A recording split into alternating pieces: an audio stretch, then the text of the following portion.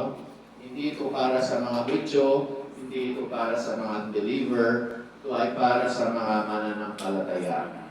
Ang unang talinhaga ay ang talinhaga ng mga birhen na naghihintay sa Panginoon para ikasal sa Kanya.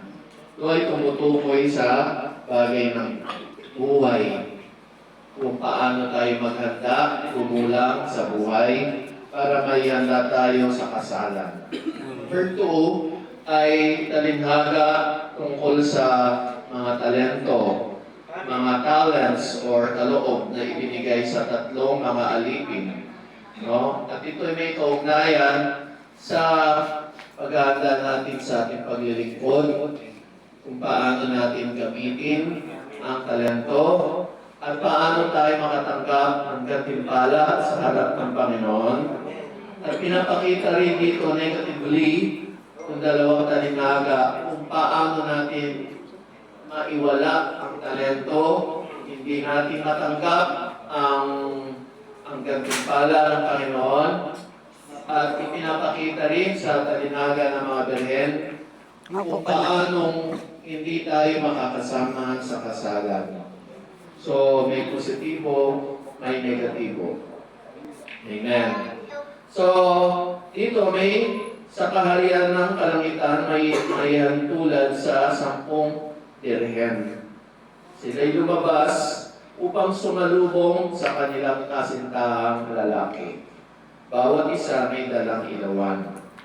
Ang 5 sa kanila ay mangmang, ang 5 naman ay matatalino. Okay? Ang mga mangmang nagdala ng mga ilawan, ngunit hindi nagbaon ng langis. Wala silang extra na langis. Ang matatalino naman may ilawan, at bukod doon, nagbaon pa sila ng extra langis. So, natagalan ang pagdating ng kasintahang lalaki, naantok sila. No? Inantok. At nakatulog sila sa paghihintay. Kaya nung habing gabi na, may sumigaw, narito na ang kasintahang lalaki na ikakasal. Lumabas na kayo para sa lubungin siya. At bumangon ng 10 dalaga at inayos ang kanilang ilawan. At sinabi ng mga hangal sa matalino, bigyan ninyo kami kahit kaunting langis, dahil aandap-andap na ang aming mga ilawan. Sabi ng matalino, baka hindi ito magkasa sa amin. Mabuti pa, pumunta muna kayo sa tindahan at bumili kayo ng para sa inyo. Sabi ng matatalino. Kaya lumakad ang 5 dalagang iyon ng birhen upang bumili ng langis. At habang wala sila, dumating ang kasintahang lalaki.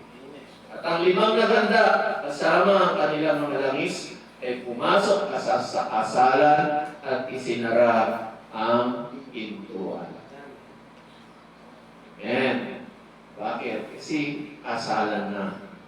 At pagkatapos dumating naman yung iba pang mga birhen na mangmang, Panginoon, papasukin mo kami, pakiusap. Hindi tumugon. Ngunit tumugon siya, sino ba kayo? Hindi ko kayo kilala. Katapos nito ay sinabi ni Jesus, kaya't magbantay kayo sapagkat hindi ninyo alam ang araw o ang oras man. Amen. So ito ay isang talinhaga tungkol sa ating paghahanda. Tayo mga mananampalataya ay may aspeto ng pagiging birhen. Dalaga, ibig sabihin malinis, simple, dalisay para sa Panginoon, walang mga anumang entanglement sa buhay, walang anumang kabit, no? Walang anumang aagaw si Lord. Kasi dito, yung 10, naghahanda lahat sa pagbabalik ng Panginoon. So, sa pamumuhay natin, dito sa lupa, dapat dalaga, birhen tayo. Ibig sabihin, hindi tayo nababahala sa bagay ng salibutan. Tayo ay lumalabas upang salubungin. Ibig sabihin, ang buhay natin dito sa lupa ay para salubungin, harapin, paghandaan ang Panginoon. So mga young people, Hindi kayo para lang sa pag-aaral. Mga nagtatrabaho negosyo, hindi para lang tayo sa lupa. Tayo ay para sa pagbabalik ng Panginoon. Amen. Dapat tayo maganda. At dito sa kwento, isang bagay ang paghahandaan natin. No? Ang mga dalaga dito, mga birhen, lahat sila may ilawan. Ang mangmang may ilawan. Ang mga matalino may ilawan. Ang kaibahan lang nila ay ang matalino may extra langis, may dagdag. Meron silang imbak. Pero yung mga mangmang, wala silang imbak. Alam natin sa Biblia, ang langis ay sagisag ng Espiritu. No? Ang ilawan ay sagisag na ang Espiritu na sinilang na muli tayo. Yun ang ilawan ng Jehovah, yung ating Spirit. Ang magkaroon ng imbak o dagdag na langis ay tumutukoy hindi lang yung Spiritong naisilang sa atin, kundi yung napupunuan pa tayo ng Espiritu araw-araw. So hindi lang pala sapat na maging believer. Dapat napupunuan tayo ng langis araw-araw.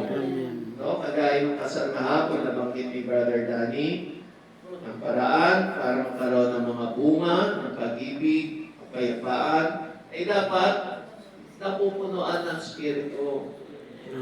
Hindi sapat na may Espiritu ka na, dapat mapunuan ka pa. So, yung bagay na yan, ang pagpupuno ng Espiritu, yan ay ating responsibilidad.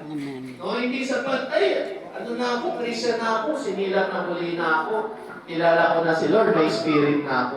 Ang tanong, napupunuan ka ba araw-araw? Kasi sa pagbabalik ni Lord, yun ang hinahanap ng Panginoon, yung ilawan. No? At dito sa kwento, inantok yung mga dalaga sa kakahintay sa Panginoon, nakatulog sila. No? Anong ibig sabihin ng inantok at nakatulog? Marami sa mga believer, bago bumalik si Lord, ay nakamatay na. Amen. Hindi na nila nahintay yung physical na pagbabalik ni Lord. Nakatulog sila. So, ang pagtulog sa Bible kasi ay kamatayan. No? Namatay na.